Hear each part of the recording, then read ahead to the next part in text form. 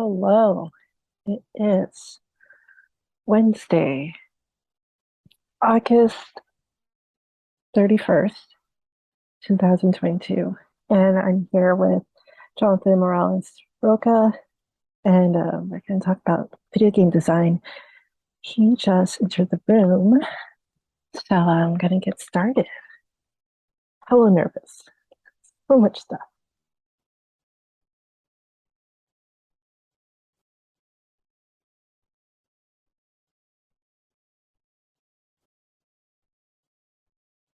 Hey, hey. How you doing? Can you hear me? Hey, yeah, can hear Is it you. loud? Is the quality terrible? So if the quality's terrible, then so be it. Like low effort. Just get it done kind of thing. How you doing? I'm good. I'm in a much better mood now than I was earlier today. Um, but then I got excited because I was like, I'm going to talk about video games. Why would I not be excited? And I started going through all the research notes and looking at all the things and got even more excited. It's like I was a kid again, just thinking about all the things that I loved about video games. Yeah, it's so cool. There's so much cool stuff that I always tell people, if there's anything you want to do, you can probably do it with video games.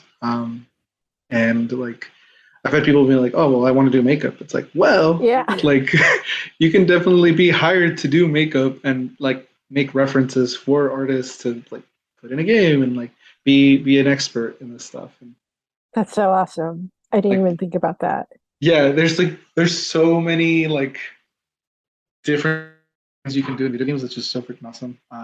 And it's it's kind of like everything put into one thing. It's like it's cool. Like you can create your own worlds, and um, it's just it's super cool stuff. And so I always tell people if there's something you want to do, you probably find something that's interesting in regards to the world of video games.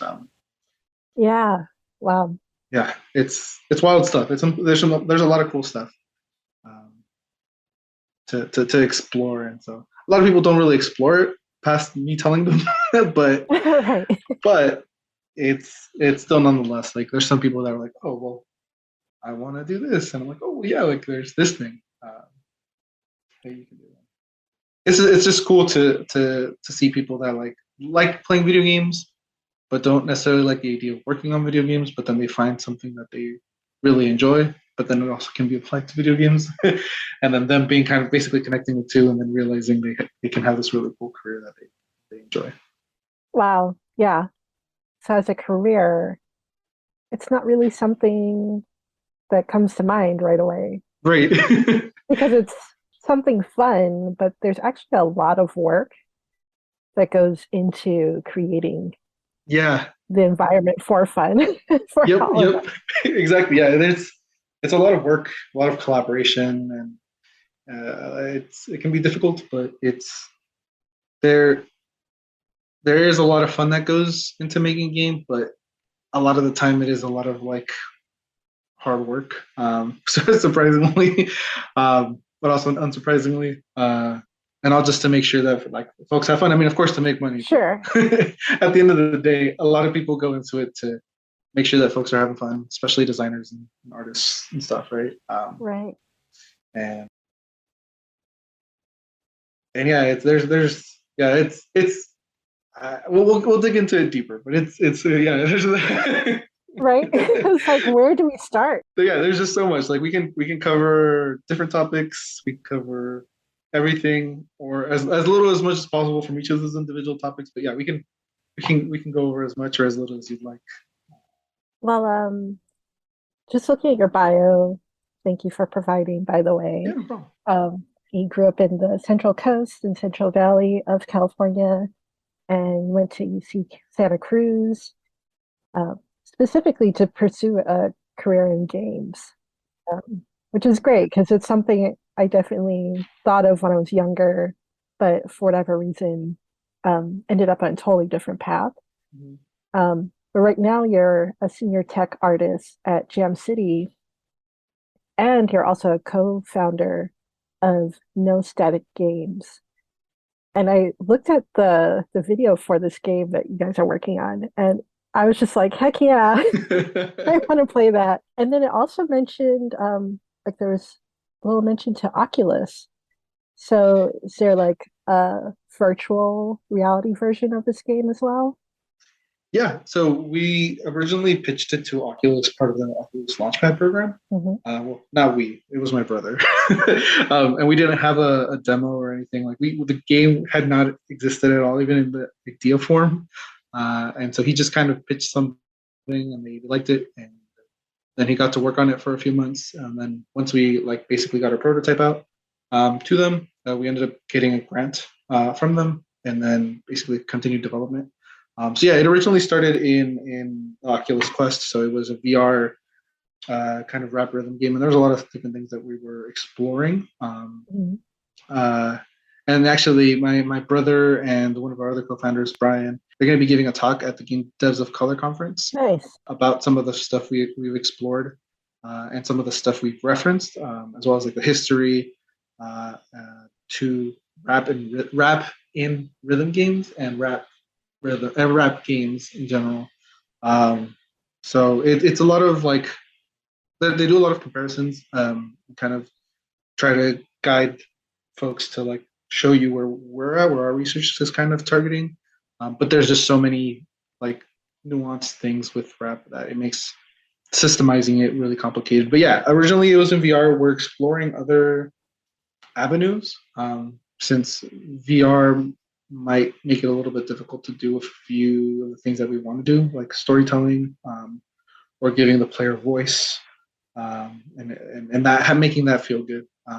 So yeah, we're bouncing a lot of different ideas, uh, but right now we're stepping away from VR. But that doesn't mean it won't be VR. But that demo specifically is in VR. So if you have a headset, I can probably send it to you.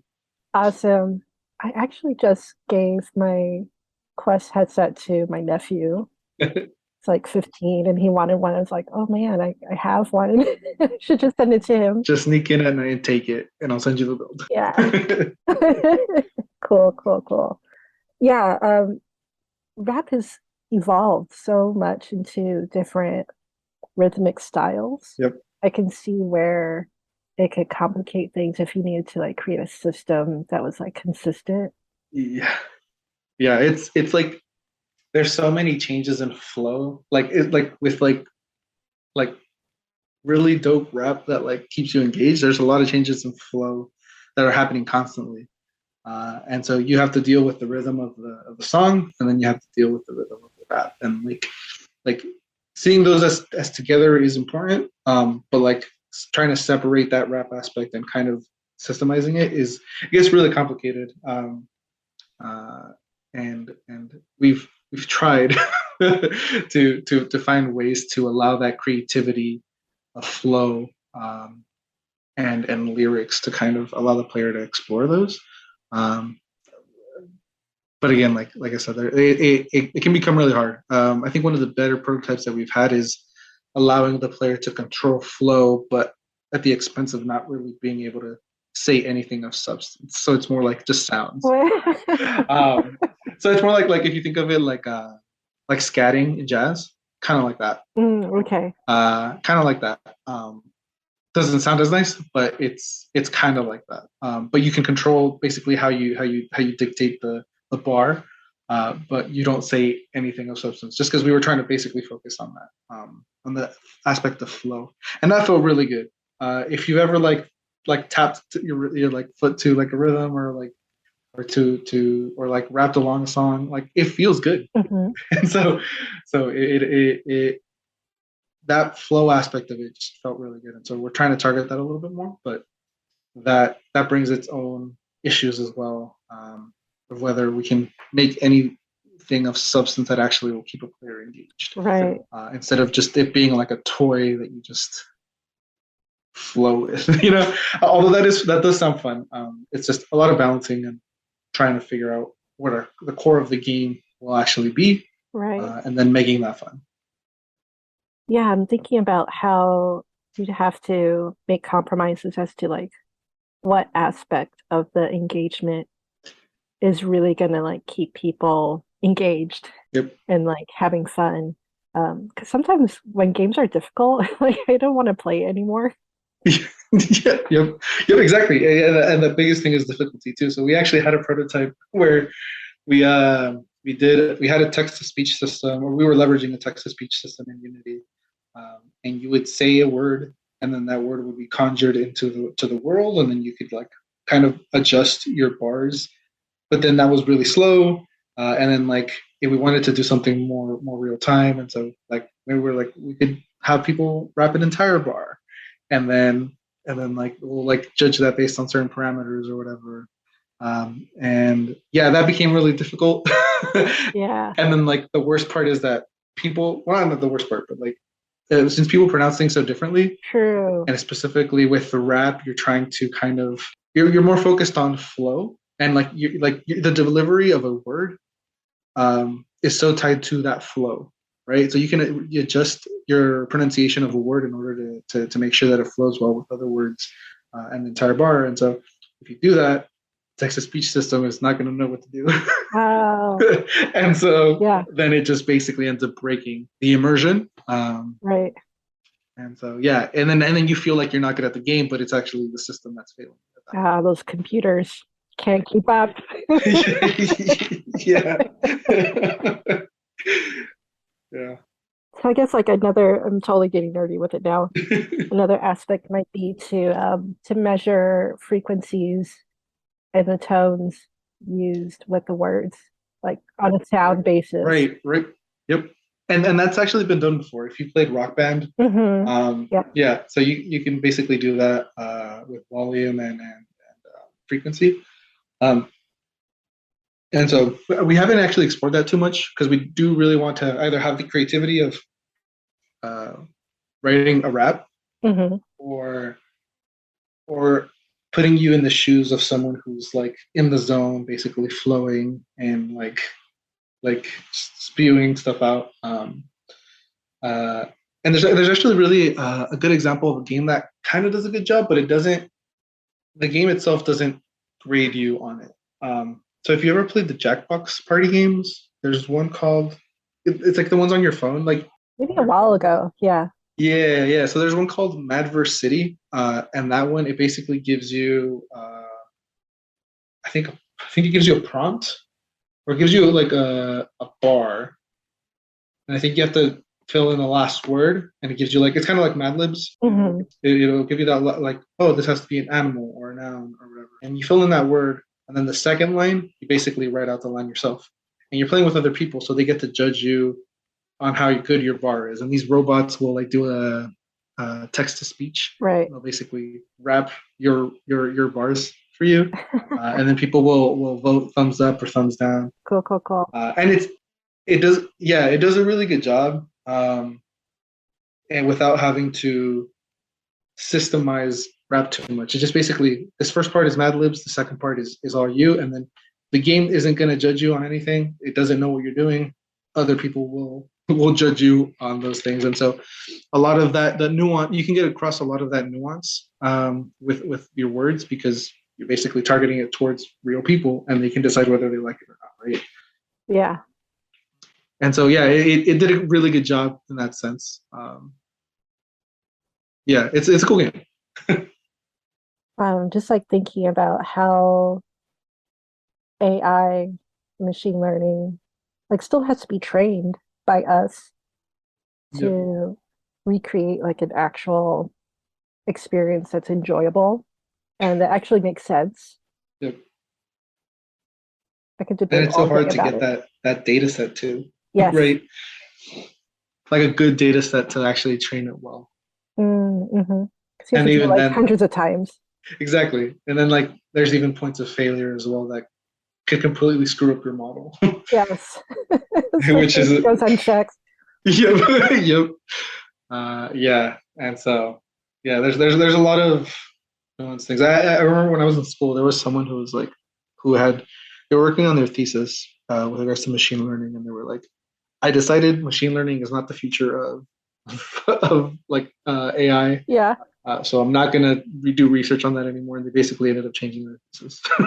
Oh, wow. Yeah, so I was like, I don't know enough, but that sounds wild. If people are still using it and it seems like it's cool, uh, I don't know what their perspective was. They didn't really elaborate. I'm curious. I'm curious. Okay, definitely need to follow up. Yeah, right, right. I should follow up with like, what do you mean? They might change their answer at this point. Yeah, I should have dug deeper. I was so confused as to like all this cool stuff that I was seeing. Um, yeah, them thinking that it wasn't the future. But here we are, the future, and it's prevalent in a lot of things. I mean, it's also like not further than I thought we could be. That's fair. Yeah. I mean, we do kind of like go around and around in cycles. I mean, who knew that side scrollers and 2D and 8-bit games would have a comeback as strong as it did Yeah. when we have like realistic looking motion picture, like actual motion picture quality gameplay. Yep. There's a thing that I like to reference a lot. Mhm. I don't remember where it came from. Yeah. Um, or maybe it was just me that came up with this. Take the credit. It's fine. Uh, games tend to age very poorly uh, if they try to go very realistically. Mm. And they tend to age very well if they go more on the artistic side and try to. So if you look at like games like what's a game that looked super realistic back in the day? I won't go too far back, but let's say like any like most PS3 titles, like PlayStation 3 titles, that's not too far back. Hmm. Uh, they looked amazing back then, and now like games look amazing. They look super realistic, and they have all this detail, and it's awesome. But if you go back to look at those games that looked amazing and realistic back in PS3 days, Hmm. they don't look as great now because we have our sense of I guess it's a relativity rate. I don't know what to Yeah. call it, but it's we have a more understanding of how things should kind of look in a more realistic sense now because we have the technology for it compared to before. And you can even see it with like movies, right? If you look at like Toy Story 1 compared to like Toy Story 4. Toy Right. Story 1 looks pretty bad compared to Toy Story 4. But at the time, it was amazing. True. And it's because rendering techniques have changed, and then the technology for actually rendering uh, the movie or specifically in games rendering in real time, it's gotten a lot better. Um, so yeah, a lot of games that tend to, at least in the past, I don't know how it's going to be in the future with new technology coming out that allows for some really wild stuff. Um, there's like a lot of the games that, like for example, Legend of Zelda Wind Waker. It Hmm. takes this very like cartoon aesthetic, toon shading style, and it still holds up to this day because it's artistic. Right. But then like Resident Evil 4 on the GameCube, it looks pretty muddy and bad comparatively to what it could look like now. And so yeah, there's a lot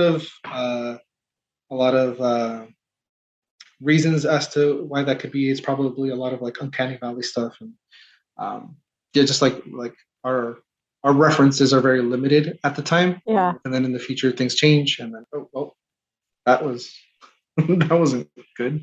But yeah, and most of the artistic games tend to hold up quite That makes sense where like an artistic style kind of sets the rules in terms of like what to expect a bit. versus the realistic Hmm. emulating games. They're not only limited by the rendering technology, but also sometimes it's not real. Like Yep. the fact that movie studios do utilize game engines to help with their CGI, a lot of it is very theatrical Hmm. and exaggerated for entertainment effects. Yep. And Yep.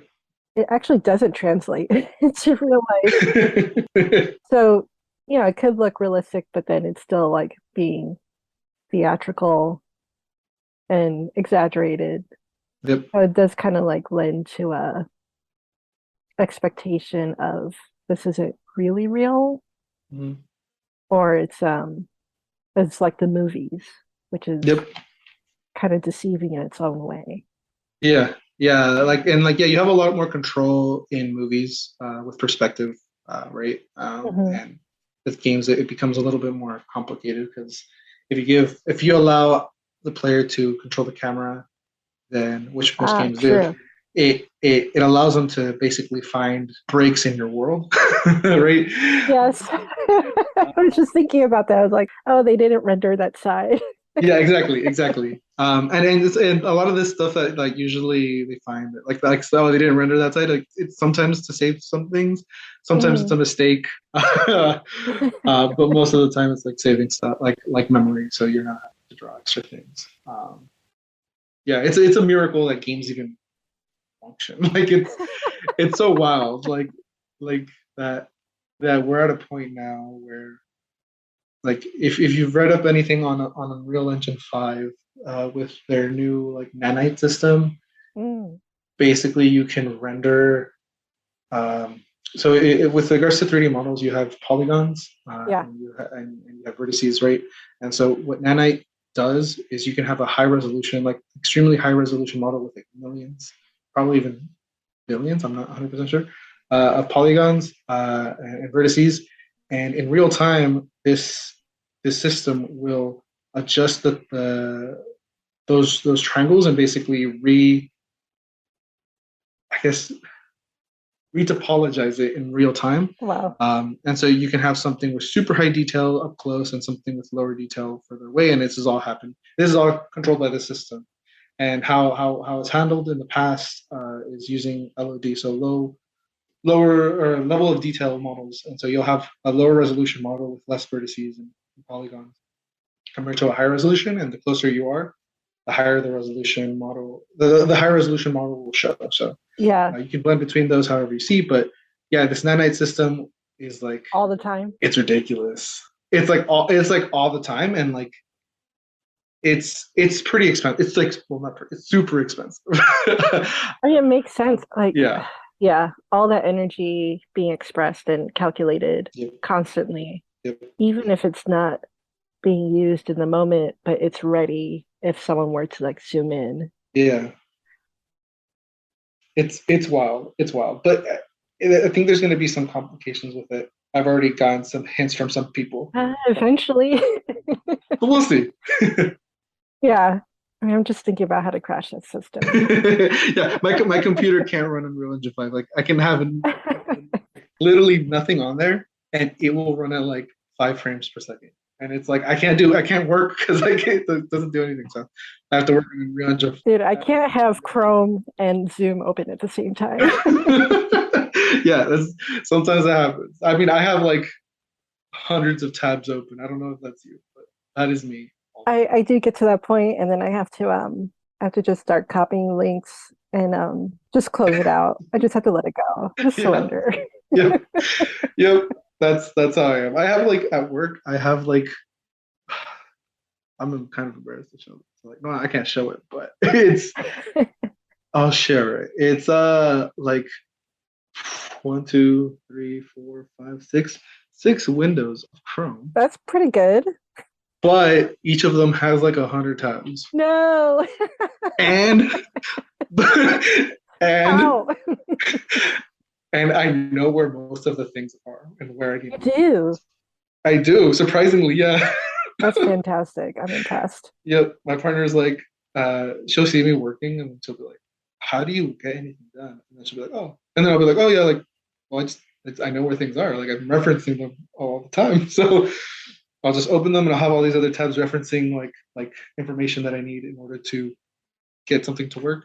So I'll just like follow this line of like where things are. Um, yeah, I think I need to let go of them because it's just draining my memory and it's gonna crash my system. So Both in the computer and your brain. yeah, exactly. Yeah, I forget a lot of things, but I don't forget where my tabs are. I'm so blown away. in a good way. Like it's good. Like it's pretty cool. But also, I totally understand. Like, It's not good. yeah, the compromise is there. It's not good. It all started when I started my last year of university. There was a lot of stuff that I was learning with like C sharp and like audio implementation and some other art stuff. And I just had so many tabs and I knew where everything was and I was like, "Nope." And then ever since then, that's how I work. It's just like I have a bunch of these resources open. I know where things are. And like I usually stop adding tabs and open a new window when I reach the tab limit of, Oh, wow. where it shows. Yeah. And then I'll open up a new window and be like, all right, I gotta start somewhere else. Yeah, I need to do more of like saving tabs to just like bookmarks instead of doing what I do. Yes, I do have the bookmarks, but it's interesting because the way we consume information these days, it does change or it updates often. Mhm. So we have to find like different ways to like reference like our own like internal library. Right, right. I wish I just did it automatically. Be nice. I mean, in a way you are, That's fair. but you're just expressing it through tabs and windows instead of bookmarks or like hand notes Yeah, or the that's notes fair. app. Yeah. I try to uh, be fair. um, yeah, yeah. Oh, yeah. Another thing I think with regards to video games, not kind of holding up. I think they might limit themselves a little bit with regards to a lot of games do this, where they try to do a lot of like camera techniques similar to Hollywood. They try to replicate Hollywood in movies and stuff like that. Ah, I see. I think a lot of the stylistic choices. I mean, there's a lot of games that don't do a good job with regards to camera views, and a lot of the references from Hollywood are helpful. But there's times where those aren't like that they're not helpful to the actual function of the game. But Mm, you'll see a lot of games that will have a lot of like cutscenes or like in-game movies, right. and they'll have a lot of those. And it Like more so than actual playing the game. exactly, and I think that's one of the things that people have over time have gone a lot better at. But to not tell a story by showing a movie, basically, instead of telling the story through actions and the actual gameplay that you're doing. I think it's gone a lot better, and so games in the past that like depend on the cutscenes a lot, Right. kind of don't age as well as newer games that tell their story while you're playing. But it can be really hard to do that as well because players focusing on, let's say, like shooting enemies, and then you're getting all this like lore thrown at you at the same time, and you're like, well, I'm fighting. I can't focus on this right now. Right. I can't read the subtitles. I just gotta fight, and then after I'm done, I'll go hide in a corner and I'll listen to this thing. Oh, wow. Yeah. So it can be hard. It can be hard. Um, it's trying to just basically find that balance. Yeah, I like how you mentioned like the the way that you tell the story of the game, like the narrative of the game has changed over time. And like Mhm. when we look back at some games, we notice like they're not as great because we're not actually playing them and it doesn't give us the feel of playing the game. It's almost like watching a bad movie in a way. Yeah, there's some games with some really funky stuff. I will say though, I think older games did a better job, Yeah. and then I think it was early 2000s where it started to shift. When we started getting the ability to start making these like in-game cutscenes, they were overused. And Yeah. then I think we're reverting back. Like I mean, like if you look at Super Mario, you just get dropped in and then facing right, and it's just kind of like implies for you to go right, and then Right. from there you're just like, all right, well, like you can read the game manual, but you can get a lot of the stuff just from playing the game as well. Exactly. Yeah. So what kind of gamer are you? Like there's the casual gamer, there's the first person shooter, the side scroller. Yeah, it depends. RPGs. I play everything because I mean I love video games, but it depends on what I'm feeling. Like right now, I've like been digging deeply into Yakuza Like a Dragon, which is like this like if you've heard of the Yakuza franchise, it's basically a Japanese game about the Yakuza.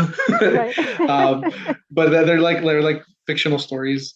Specifically, this game is a JRPG, kind of like turn-based battle, kind of like Pokemon. Mm-hmm. Um, and this the main character loves the Dragon Quest series, which is like this old. Well, I mean, it's still going on, but it's this Japanese game series, and he loves the series so much that he just basically sees the world in as an Yeah. RPG. Yes. Um, and so yeah, he basically just goes about doing stuff. And so yeah, so I love RPGs. That's probably my favorite genre. I don't have enough time to play them, but I I know. I feel the same way. yep. But I mean, I love fighting games. There's moments where I won't want to play any RPGs because I'm just like too much time, or I just don't. I'm not in the mood to invest like let's say like an hour long or 2 hours to just sit down and like Right. follow through with a narrative thread. Hmm. And so I'll just play some Smash Bros. Or I'll play some Battlefield. Like literally anything that kind of fits my specific mood in that instance, I will play. Yeah, and there's some moments where I'll do a deep dive into like first person shooters for like a month, and I'll get good, and then I'll stop playing, and then I'll be terrible Yeah. when I pick it back up again. Did you have a favorite of the ones that are out there? For first person shooters, or Or the hmm uh, I think the one I have the best memories with is probably Call of Duty Modern Warfare 2. Back when I was a kid, we had it on the PC, and there was a lot of people running mods on the game, Yeah. and so there's a lot of really cool stuff. And yeah, that's the game would probably well, Battlefield as well. Battlefield, I forget which one it was. Bad Company 2, I think. I kind of remember that was a super popular one. Yeah, I think it was Bad Company 2. Can't remember, but Yeah. those older ones, yeah, those are great. But my partner and I have been playing Battlefield 5 over the last few months, and that's been fun. Thanks. Yeah. Do they ever kick What about you? your ass? Oh, Yeah, she's way better than me. Holy cow! Like she's way better than me. Like I when we first started playing, she picked it up and she was like, I don't know how to do this, and I'm like, oh, it's okay, just try. Like it doesn't matter if you die, it's okay. He's like, but I don't want to die. Like I'm gonna let my team down. I'm like, it's okay. Like they're dying too. Like don't worry about it. Just have fun. And no, but like I stopped playing because like I mentioned, I fell out of it. And I was like, I'm gonna play some Smash Bros. Or something. right, right. But she kept playing because she loved it, and like she she would get like the top of the like her like team's leaderboard like a few times, and I'm Awesome. like you're getting way more kills than I am, and you're dying a lot less than I ever did at my prime. So I don't know how you're doing this. And like when I would play, she'd be like, "You're doing it Oh wrong." no. Yeah, she's killing you. Yeah, and I'm like, I'm gonna try it, and then I die. I'm like, this is not a this wasn't smart. But I always bring back this highlight that I had in the game where I was inside of this like it's like a bunker, Yeah. And I had a smoke grenade, and I was like, and I knew the enemies were coming, but they were like, I didn't know where they were, but there was this door open, and I was like, okay, I'm just gonna throw a smoke grenade in that corner. I'm gonna make it seem like one of their teammates basically threw that, but I've planted these bombs there, so when they come in, it'll explode, and if one of them gets through, I'll be able to shoot them. And I was like, I told my partner, look, I'm just gonna throw this here, and she's like, what are you doing? It's like, no, watch this. I didn't know it was gonna happen, but it ended up happening, and so whenever she liked this better, I'm like, well, I did that other thing, Nice. and it was good. I'm really bad at all of those first person shooter games. Um, I knew I was going to be bad at all of them when I played GoldenEye, like way back. 64, yeah. Yes. And I don't know, maybe it was the shape of the controller, but just something about it and like the four screens because we had like multiplayer. Yep. I just couldn't keep up. It was just too much. I was overstimulated, and I feel like it gave me PTSD. I was like, No, I no, can't do yeah. this. Yeah, that game is a lot. So maybe it was a bad first experience. I had fun with it, but yeah, I remember being overwhelmed when we had more than like just me and my brother. Yeah. Because then yeah, like everyone's like just like shooting rockets, and you're just like and you hear these sound effects, and it's like Yeah, intense. you're like, what's going on? Like, where, Yeah, what room is that? yeah, yeah. If you don't know, it's even worse. There's like I know one map that me and my brother were playing a lot. Like a lot of them look the same, and so I'm pretty sure I had it memorized as a kid. Right now, I would probably totally be terrible at it, but I'm sure as a kid I had it. I had it down. Nice. Yeah, now I just play solitaire or other like puzzle games. Yeah, as long as What's funny was oh, go ahead. Sorry. oh, I was gonna mention how one time I had a PM job, a project manager job, Mhm. and in my downtime, like in between meetings, I was playing Lemmings. And Lemmings is basically project management. I realized I'm doing too much project management right now. That was funny. For people who don't know, Lemmings, it's just these little characters that walk around and like they'll fall off a cliff if you don't like give them a job to do. Or you have to like lead them to the the home base. Yeah. I realized like, oh my gosh, like I'm spending 10 hours at work. And then when I'm done with work, I want to play video games to relax, but I'm doing more project management. And I pretty much like checked my phone. I was like, I'm going back to solitaire. I say as long as you're having fun, that's what matters. Yeah, So if you're not having fun anymore, yeah, yeah, don't play it. exactly. I have so many more questions, but I know like we're just gonna have to like, Go for it. I blocked off till 2. So okay. so Well, I might have to head out at like 1:30. So but we can go for a while I now. won't, I won't keep you on long. We'll just do another another chat because this is so much fun. For sure. Um, let's see. So you mentioned you talked about shaders, kinda. You talked about audio. Well, not really. Yeah, we can cover that if you want. If you have any questions. I don't know. I don't know what to talk about first. Oh, you did mention being a parent. Yes. Let's talk about it. I don't want to. No, I'm just kidding. That's I'm just perfectly kidding. fine. I'm just kidding. I'm We don't just have kidding. to. We don't have to. No, That it's says everything. yeah, right. It's cool. No, it's cool. It can be a lot. Especially I think when I found out that me and my partner were gonna have a kid, or when we found out, I didn't have a job in the games industry, so it was super stressful. I mean, even after she was born, I didn't have a job. So she's 4 right now, Wow. uh, and so I've had my job for almost 2 years now. So, or at least like my tech art job at Champ City. It's been for Mhm. almost 2 years, and that's my first industry job. Uh, I've done games in the past, but that's like my first big quote unquote real job in the games industry.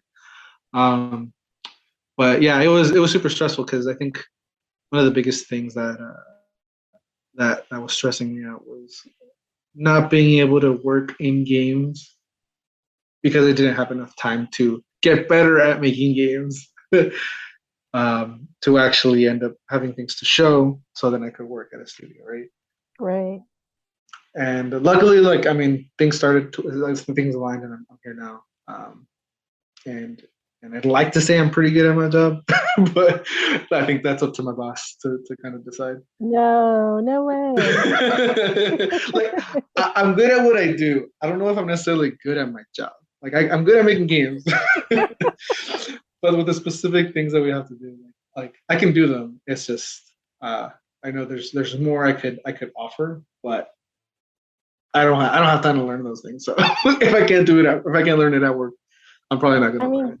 that's real. Like if Yeah. you don't have the time to learn a new skill, it's hard to grow in those ways Yep. for a job. I mean, but also sometimes jobs require too much of us Yep. where, if we want to do a good job, we can't do all the things. Yep. Yep. I mean, that's why you have like your one role, like you were saying, like it's a collaborative process. Like you have Yep. to work as a team because there's so much. Yeah. Yeah. But yeah, that was one of the most stressful things I think about being a parent is like if I didn't have my career basically like ready by the time she was born, I felt like it was going to be really hard. But I mean, after she was born, I mean, like my partner was still a student, finishing up her last year, and I was working at a games research center as like their front desk person. And so Still a foot in the door. yeah, well, it was a research center, so it was more like academia I see. instead of yeah, it wasn't really working in games really at all. It was more like, hey, we need to purchase something, submit a purchase order stuff, Okay. or or fix up our website. Like okay. But yeah, like I think that was the most stressful thing. I didn't know where we were gonna be, and like it was stressful. But uh, other than that, I mean, kids are kind of intense or can be intense. Yes. Specifically, my daughter. Like most kids, whenever they like need to use a restroom, they'll like try to hide. uh, Really? there's a lot of kids that do it. Not every kid, but there's a lot of kids, and not my daughter specifically. Like she'll like kind of just like whenever she's doing something that she doesn't want us to look, she'll yell at us. Be like, "No mires," which means like, "Don't look." Right. And then like we just have to like be like, "Oh, like are you going or not?" And she's like, "No." It's like or she'll be like coloring and she won't want us to look. She'll have a surprise for us and she doesn't want us to look. Little things like that are cute, but Yes. sometimes when you need it, when you need her to do something, and she yells at you like "Don't look" or "Don't know," and she starts freaking out. Like it can be stressful. So there's a lot of stress that comes with it. I will say every stage feels like the hardest stage. Kind of like a video game. kind of like a video game. So like when she was born, where I was like, oh man, I gotta keep changing here every few hours. Is like super tiring. Um, It's like when you have to level up your your avatar. yeah, exactly. You got to get those skills. And then yeah, and then that became easy. And then I was like, okay, cool. Like I can change her now. And then um, she she started like crawling and walking. I'm like, like I remember thinking, I can't wait till she can crawl and walk and stuff. She'll start getting to do stuff. And then she started doing stuff, and like she started like trying to eat stuff off the floor, and I was like, no. Like there was one time where she tried to eat a bug, and she like took it out of her mouth. She's like, this is ill. It's like it's a bug, don't eat it. Yeah, so yeah, she's and then like after that, like ever since potty training her, it's like she wants us to go in there with her. So even like instead of her going alone, she'll be like, "Nope, you gotta come with me." And so she'll wait so we go with her. And so like yeah, that it's not hard. It's just these little things that kind of disrupt your like day to day life. Right. Right? Like if you have a plan to do something, it's just these little things that disrupt the different things. And so you have to be okay with those disruptions. Basically constantly happening. Like my partner came in and was like, "Hey, when you have time, she wants to come into this room where I'm at right now to work or like to play with you or something. Oh, She just wants to basically be in the same room. yeah. But I can't always do that because I mean we're on the podcast and then also I have work meetings to attend to. True. I mean, I wouldn't hold it against you if she was there. I totally get it. Oh, she'd get mad if I was on a call though. She's like, no, no, like don't talk with him, talk with me. Oh. Yeah, she's done that a few times. Gotta set the boundaries. Yep, yep. She's gonna hate this interview.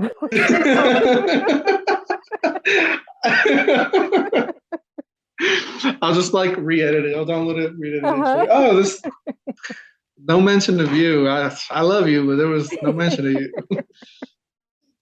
Oh my gosh. Yeah. And Yeah, for something completely different,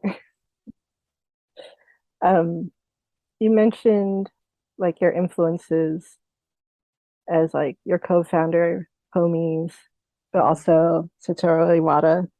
yeah, Um, and I almost got lost in a rabbit hole, like looking at his stuff and getting super inspired because Nintendo is like super big for me. yeah. Um, but I'm curious if there's anything that you still find influencing you today that you always know is like from the work that he did. Yeah, I think from the work that he did, specifically as president of Nintendo, is his humbleness and wanting to reach out to people. I mean, I can't speak on firsthand basis, right?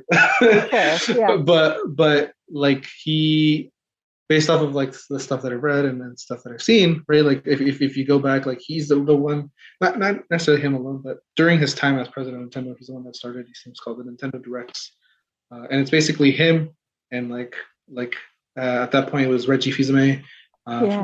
from Nintendo of America, basically talking about the games they had coming up, and they had fun doing it. It was this corporate president for this really big company, like having fun, right?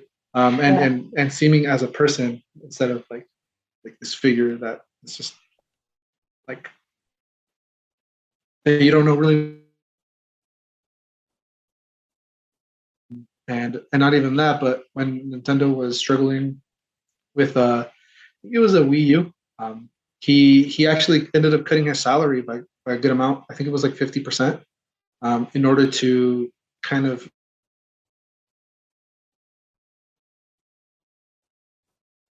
and like that's something you wouldn't really ever see here in like it's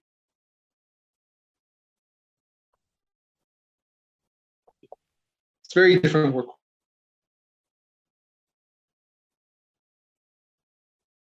They had either I'm just gonna chime right, in. failed. It totally broke up a lot of times. Sorry. I'm sure the listeners are gonna be upset about that. Oh well, like sorry for I can for repeat it. I don't internet. mind. I don't mind. Okay, cool. I mean, it's probably still gonna keep breaking up. Um, but yeah, go ahead if you want to. Is it still breaking up? I mean, we'll only know once you start talking. Okay. Uh,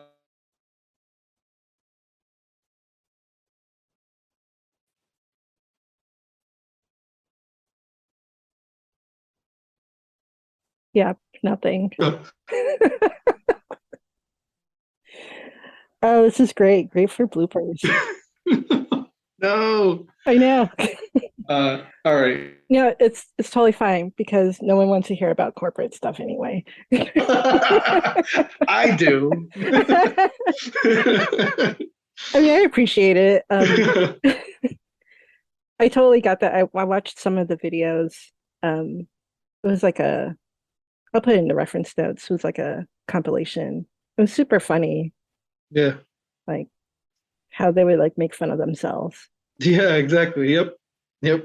Just having fun and like that, and along with like some of the stuff that he did when he was younger, where like he he helped people basically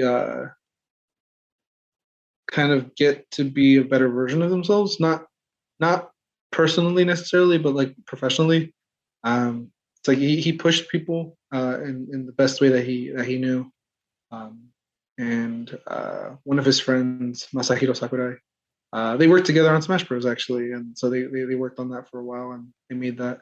But he also supported like Pokemon Gold and Silver, and actually getting like if you played the first Pokemon game, you have like the Kanto region, which is like the little world for that game, and then for the Hmm. second game, you have the Johto region. But in that second game, you also have the Kanto region, so you have both of them basically in the same game, and Wow. he basically did the work to be able to do that in the game, even though they were super limited on like how much they could actually even do. And so he was a super smart guy. super humble and just always trying to make sure that people were able to achieve maybe not what they wanted to achieve, but maybe even more. Oh, Um, wow. and try to set up the company and his colleagues up for success. That's awesome. Yeah, yeah. I remember when Reggie took over for Nintendo of America, and not all news outlets, but some news outlets raved about a black man Mm-hmm. running Nintendo of America. It's amazing. Like you could do anything in America. Mm-hmm. And I mean, I was excited too. I was like, wow, like things are changing. And I'm curious, like your views on multiculturalism and like cultural influences making their voices heard within the video game industry. And like you being BIPOC, like how do you see where things have evolved or changed in the industry? Yeah, it's super important.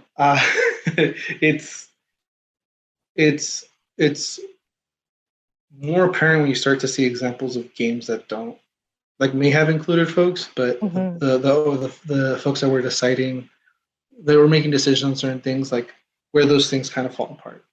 There's this Wow. game I was talking to my partner about this game where they try to teach you Spanish. I don't remember what the game's called, but they try to teach you Spanish, and the way the narrative plays out in the game is you're this kid, uh, like you're playing video games on your like console, and then your friend who's Mexican ends up stealing your game, and you have to go to Mexico to take it back from him and be like, "Hey, you Wait, stole how my do you end game." up in Mexico again? So his dad comes picks him up, and then like they leave. Oh, Um, okay. yeah, sorry. This is a key part of the story I need to know. um, I was like, oh, okay, he's Mexican. Suddenly he's going back to Mexico. I wonder yeah, how. yeah, yeah. So his dad comes picks him up. His dad looks like a gangster, like a drug lord, Oh, wow. and like yeah. And so there's like these like really bad negative like stereotypes and archetypes, and like the way they talk to is very stereotypical accent, Mexican accent in English, um, and so and then like basically the whole purpose of the whole narrative of this game is like, hey, this brown kid stole your stuff, go get it and learn some Spanish while you're at it. And that's Whoa. basically it. And so it's like there's so many things to unpack there, and it's not just that. There's a lot of little things in between as well that tie into to that exact same core, like kind of like racism, right? Hmm. Um, and so and then it's not just that. I mean, if you look at like even like GTA, there's a lot of stuff there as well, Oh, right? yeah, of course. And they say they're trying to be more progressive, but we'll see when the next game drops. I think they said they want to have a Latina main character. We'll see what kind of stereotypes they Oh do my there. gosh. Um, but yeah, there's so many things, right? Like there's so many games that rely on stereotypes, specifically old games, and it's because a lot of the time back then there wasn't a lot of BIPOC folks that were part of the conversation, right? Right. And so now you're starting to get games that do include more people. That sorry, I think my daughter's trying to open this door. You get a lot more people that are telling their own stories. Right. And like I remember while I was a student, one of my friends, his name's Aaron. He was working on a game called Children of Ashe, and it was based on his cultural roots from Africa. Nice. And it was this basically I don't remember exactly what the narrative was. It was so long ago, but but I mean like things like that, right? And it's like from a perspective of someone who would know, right? And even then, like things that he didn't know, he would reach out to experts that would know. Right. And another game that I worked on called Juanito and Nahualito dealt with a lot of like Mesoamerican indigenous folklore, Yeah. um, and like the person that was in charge of that, they grew up with that stuff in Oaxaca, and they also did a similar thing where they reached out to people. They reached out to people from Oaxaca to make music, Oh, sweet. and so like you get this like really cool stuff, and like that is happening more and more now. Um, uh, and so you start to get uh, like characters that are diverse, and like they have layers to them, right? And Hmm. it's not just hey, there's this character, they're brown, and there's all these stereotypes, and yep, that's the character. They actually start to have more and more layers to them, and yeah, it's there's still a lot of things that need that could be better, specifically with representation actually like in the games industry, but it is getting better, and people are by themselves or in small teams making things that actually have some really meaningful weight to them. Wow, that's awesome. I love that. Does give me hope. Yeah, yeah, I think it's a lot better. I think it probably won't happen in any sort of like AAA game for any time. Like it might have happened already, but for the most part, you'll see a lot of the change actually just in indie games. Yeah. The indie game, it's definitely growing now that more people have access to tools Yep. to build and with the internet and resources available, it is a lot easier for people to get involved. Like you said, like there's so many more roles now available in the video gaming industry Mhm. than we would have ever considered or thought of. Yep.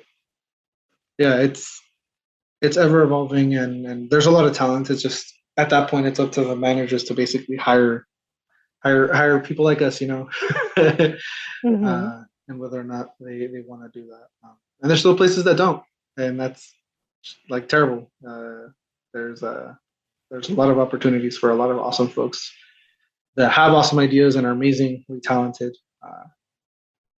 yet they don't get picked over their peers. I'll leave it at that. Yeah, but it's great that you started co-founding No Static Games just to put those ideas forward. Yeah, there's a lot of other companies that are trying to do similar things, which is cool. Like it's good to not be the only one Yes. because that means there's a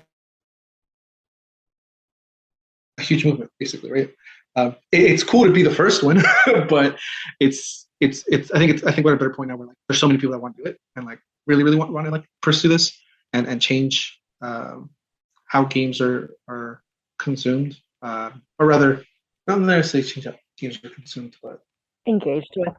how yeah, I think similar to books and movies, Yeah.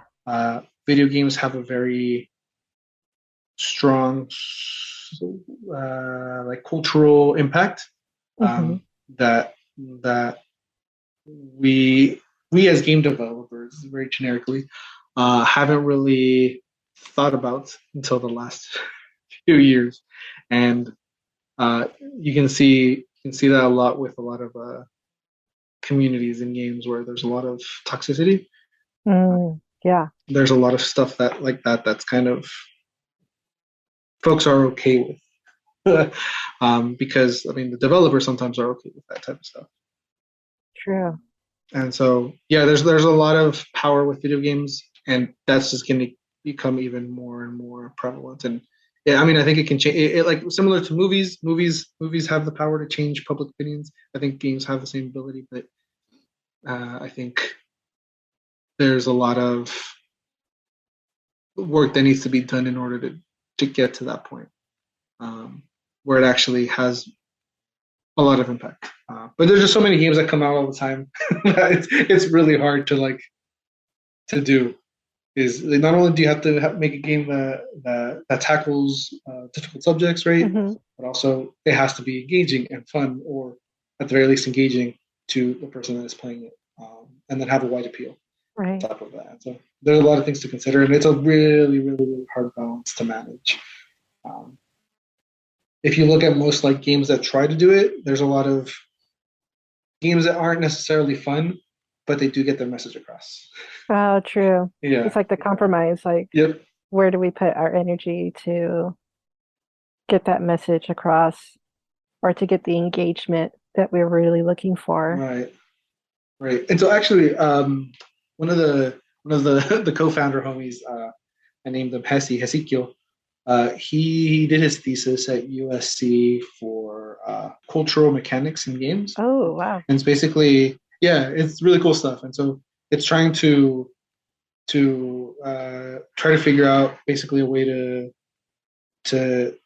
to get like cultural actions basically implemented in a game and how that can basically communicate um, a culture or something. I don't remember exactly. I need to reread his paper. Don't tell him. Don't Don't send me tell a him. link. I will ask him and send you. I'd love to check it out. Yeah, you might have to remind me. I'll probably forget. uh, No worries, I will. for sure. But yeah, it's basically it's around the lines of like trying to not systemize a culture. That sounds terrible. But represent a culture through actions in a game, Oh, yes. Okay. and how that can like the consequences of that and the benefits of that. Um, and yeah, it's some cool stuff, and there's a lot of stuff we can learn from there. But yeah, because most of the games that you'll probably see is like, hey, yeah, like you can run and jump, and this game is about I don't know, like feeding people, right? And like Hmm. it's like, okay, well, what does running and jumping have to do with it? It's like kind of trying to tie in that narrative as well with like the actions that you as a player are doing. Is what the biggest thing is like is is the biggest thing that needs to be like kind of figured out whenever you're working on this type of thing. Um, Especially for people like visibility and the like differently abled folks right. or people with different body types or different abilities. Um, I'd be curious to learn how we can create different character types that actually represent a large spectrum of human experience that doesn't get the main stage just because they have different number of limbs, whether they were Yeah. born with it or not. Yeah, I'm curious like how all that can change just from the writing and the mechanics alone. Yeah. Yeah. There's a lot of cool stuff that you can explore, right? And involving those people is a key part of that. Is making sure that those folks have a voice or at the very least a hand in the development Hmm. of the project. Because if it's just like for me, like if I were to make a game about like I don't know someone I met in the past who had like different ability than I did, that would not be representative at all, and it would be directly based on that person. True. Yeah. And there's so many different experiences that could be included, and specifically their perspective, right? Their first-hand experience and Right. what that could look like, and how they can interact with these systems. Um, there is some cool stuff happening with like Xbox having their own like I forget what it's called, adaptive controller for Ooh. folks to like play with like you can change the components of it so so like if someone needs to like has a hard time pressing smaller buttons like with their Right. fingers and they need to use their entire hand, you can have bigger buttons for that. Oh, yeah. Yeah, and so like it's really cool stuff, at least for like for a player interfacing with a video game. That's some cool stuff, but specifically with the actions that you do in a video game, that's a whole other story. Yeah. That needs to be explored, right? Yeah. Yeah, especially with online gaming, and with computer gaming, we could change the input source now so Yep. that we don't have to be restricted to the standard video game controller shape. We can like Yep. just program other devices instead. Yeah. There's this man, I forget his name. I hope he's not listening. Charles is awesome. I met him at Seattle like a few years ago. And he has this game. It's about circles. I can't remember the name of it. It's so cool though. This is great. Well, we'll have reference It's a notes. cool game. Yeah, just let me know and I'll look it up. I Yeah, think his yeah. name is Charles McGregor. He's awesome. His game used eye tracking technology Mm, to basically, but if you have like an eye tracker, you can use that to move the dot around and control it instead of using a control stick, and it was some cool stuff. I think I think they might have even worked with Xbox to kind of do some adaptive controller stuff as well. Nice. Um, but yeah, there's a lot of cool stuff happening with games and accessibility. I think one of the games that has like the best inbuilt features for accessibility is probably The Last of Us Part Two. The Last of Us. Um, Okay. I'll take a look at that. yeah, it's got some really good stuff for like blind gamers. Ooh, Yeah, like it's like some awesome spatial audio stuff for like people that like with color blindness, right? Like right. some cool stuff to differentiate things, or like for folks that like for specifically for like blind gamers like that might be able to like detect differences in light. They have settings for that as well, and so Oh, they'll be wow. able to play in like it's because they work directly with people that were blind Hmm. or like needed these things in order to play their game. So they work directly with these folks and they built systems for them to be able to play the game. And so there's some like really cool stuff. And then Last of Us Part One is getting remade, and so that's going to have even more accessibility features um, to for folks. And so that's probably worth looking into as well. Awesome. Wow, there's so much to look forward to. I mean, the thing that people always remember is either like a blue hedgehog or an Italian plumber dancing to calypso music. But I like how the more broad of an audience gets exposed to video games, the more different like variations of people start building the video I think you games. cut off. Oh, my internet connection is unstable. So maybe I'm cutting out. Um, I was talking about how like more people who are exposed to video games from different backgrounds actually start making the video games. Mm-hmm. And then we start seeing different story arcs or different character types. Mm-hmm. And hopefully it just, keeps compounding so that we just have like a larger variety of who our character could be and who's represented. Yep, that's the only way games are really going to continue to evolve. And I mean, I think movies need to do that as well. Honestly, True. there's some movies that do and shows that do a pretty bad job. Yeah. And so, like, yeah, like there's things, cool stuff that's happening, but there's still a lot of work to be done. Uh, Yeah. What's some advice that you would give for that's just the way of things. some advice you would give for someone entering or wanting to enter the video game industry? uh, I know, in like 3 words and go. No, just kidding. I, I mean, whatever you would offer. yeah, I think the first thing that came to mind, I think it's important that you're good at what you do. So like art and engineering and whatever, a narrative design, whatever it is, you're good at what you do, right? But the biggest thing the thing that's way more important than that is how you work with other people. If you're demanding like to have other people get you things, or you're pressuring people to get things done constantly, um, when it's not necessarily your job to do that, right? Hmm. It it will affect the way you work. It might even affect the way your career path uh, uh, like evolves, right? Yeah. I've worked with people. Yep. I worked with people that have had some trouble collaborating, and yet they're leads and they're seniors, and a lot of that stuff is likely due to um, I've worked with folks that are like they want to get the work done and they have initiative, but they don't work well with people. Yeah. They get promoted because people see that, oh, this person has a lot of initiative, but also it's like kind of wish they weren't promoted or had these higher positions Right.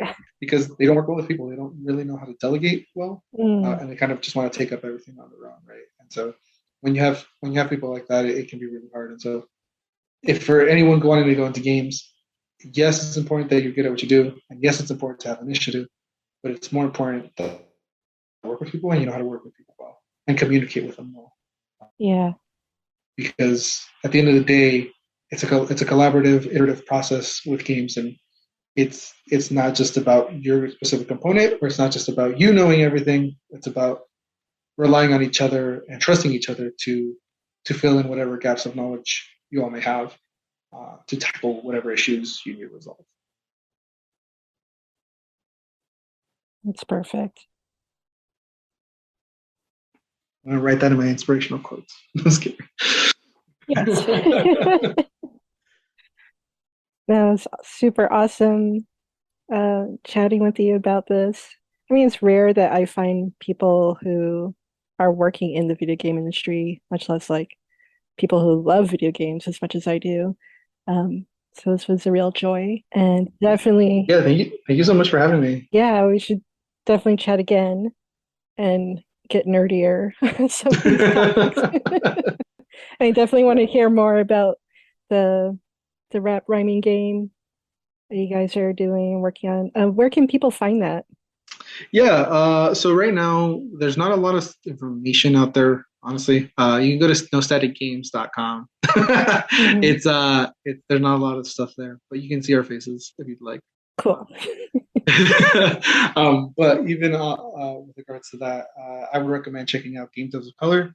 There's my brother and our other co-founder are going to be doing a talk on what we've been working on Hmm. for the rap rhythm game. So check out Game Does the Color. I think it's like $20 to register. I think there's still time to register. And if it's already passed, it might be on YouTube somewhere, and hopefully we can share it then. But yeah, definitely. Like I think check out that talk. I think it lays out a really good kind of history of rap in games and kind of where the future could take us. Although we're not experts, we're people trying to figure it out as we go. Nice. We haven't figured it out yet, so we're not experts. It's just kind of to there might maybe someone will get influenced and figure out a cool way to address the problems that we're facing, and then we'll be able to to deal with that and then tackle that the rap and I think my daughter's trying to open the door in games and kind of systemizing that. And if you have an idea and you want to share it with me, hit me up. Awesome. We'll do. We'll do for sure. Cool. I um, guess that is it. I'll let you get back to dad life. yeah, thank you so much for having me. If you want, I think there's a few things that we may have not talked about. I don't know. I don't remember. Oh, I definitely want to do like a I want to do like a Twitch live stream where we like re-listen and maybe do like a AMA. For sure, So for sure. Yeah, we'll definitely like revisit all of this again. yeah. Keep me posted, and I'll block out some time and we can do that. Sweet. Thank you so much, Jonathan. Yeah, take care, Ripley. Have a wonderful rest of your day. You too. Thank you so much. Bye. Bye.